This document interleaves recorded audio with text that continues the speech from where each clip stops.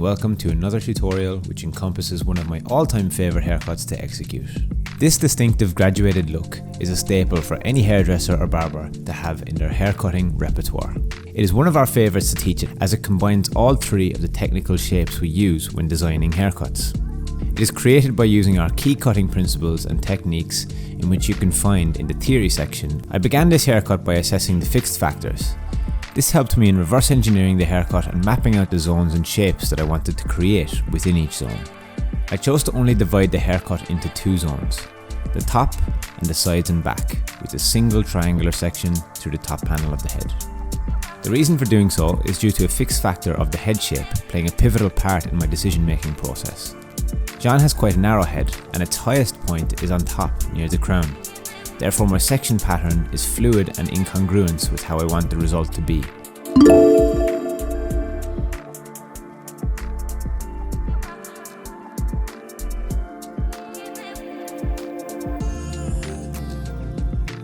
As this haircut will be shorter on the sides and a graduated result, I chose to begin by building my foundation through the sides so that I can fully control the build-up of weight. This will result in the shape being horizontally round and vertically triangular.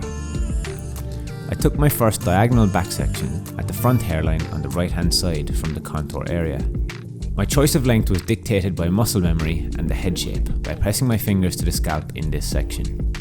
The reason being, I know I'm going to be tapering into this area with the clipper. This is also why I chose the placement of the guide.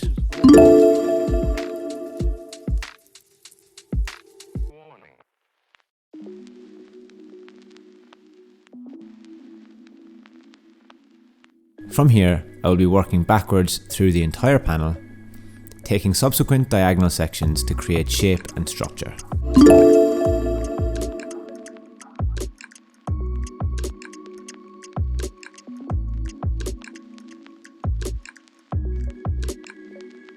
It's important to follow your guide as well as muscle memory with each new section.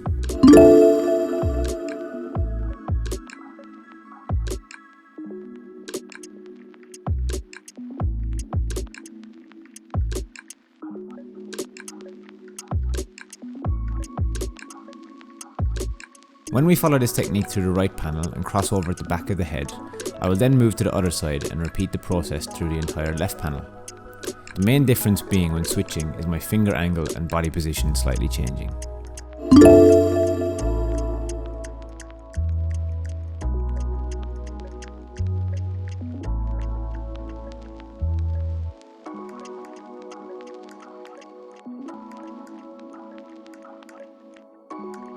Once both sides cross over at the back, this usually leaves a point in the middle, in which I like to come through, elevate horizontally and point cut to soften.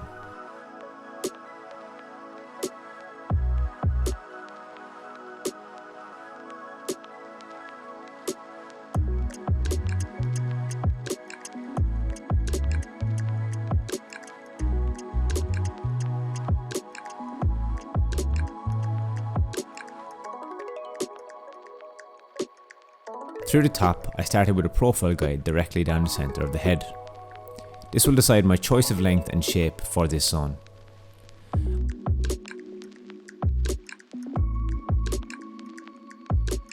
I will use a reference point from the crown to gauge my length and work forward, cutting a square vertical shape to meet the length at the front of the head.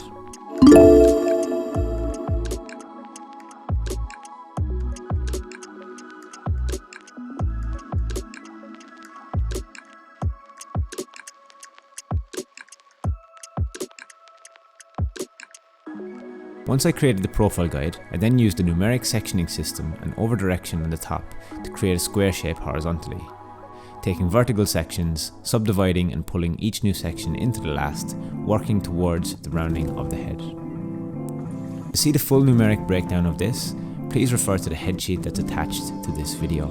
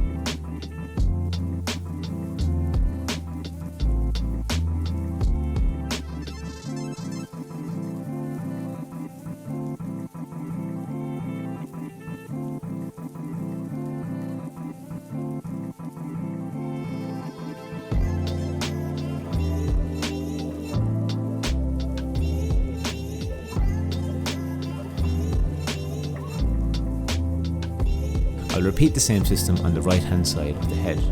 The only difference being, instead of pushing each section into the last, I will now be pulling each section into the last to ensure my overdirection is creating a square shape.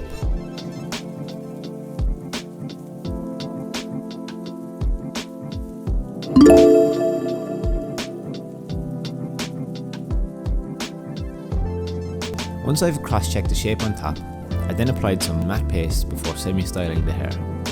This styling will be done with my Dyson Supersonic with the professional concentrator attachment and brush. I started the styling process with a medium heat and finished with the cool air to set the product and prepare for the clipper work. I used the wrap drying technique to achieve this result.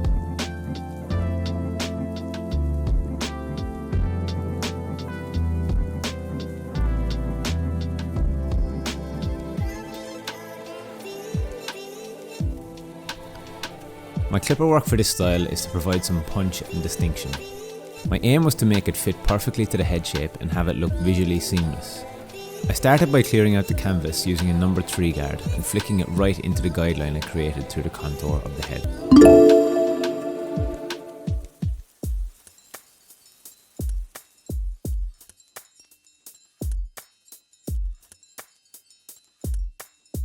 From there, I worked my 0 guideline in, roughly 2 fingers depth below the guideline at the contour.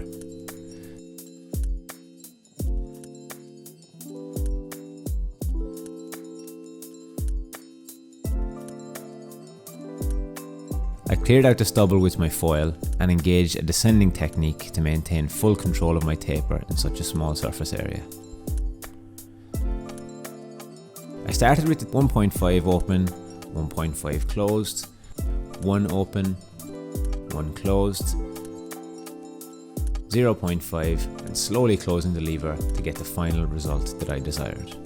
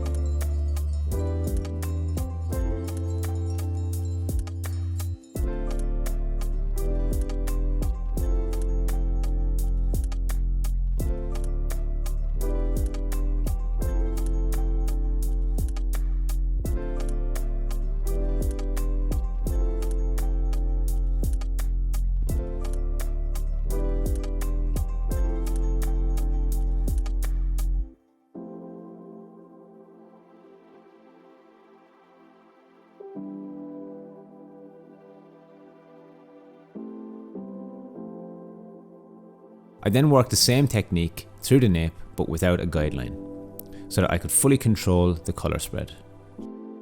I used the tapered temple area as a reference point and matched the colour spread together to bring more flow to the overall style.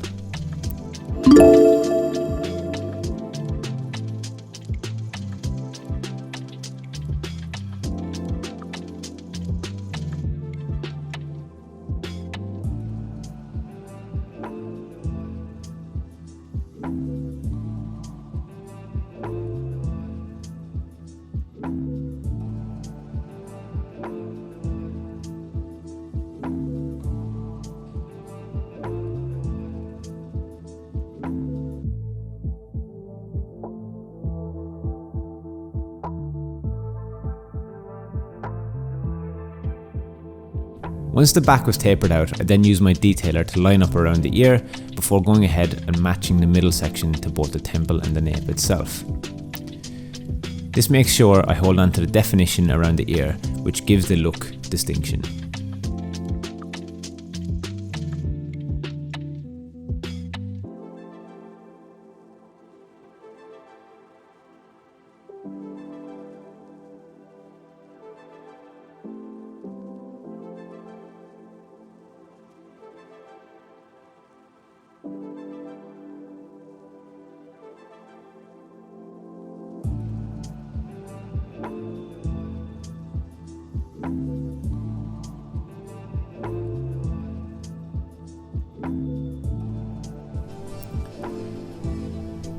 Once I did some scissor over comb and texturising to refine this panel, I repeated the exact same process on the other side of the haircut.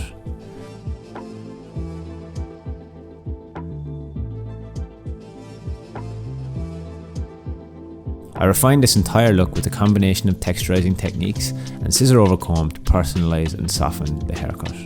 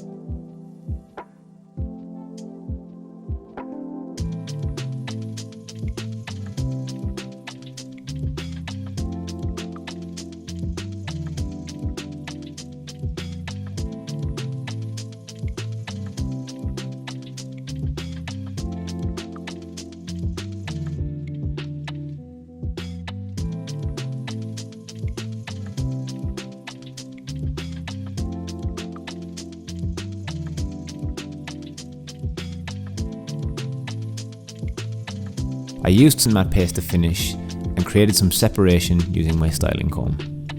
I added some hairspray to hold, and voila, there you have it. I hope you enjoyed this tutorial.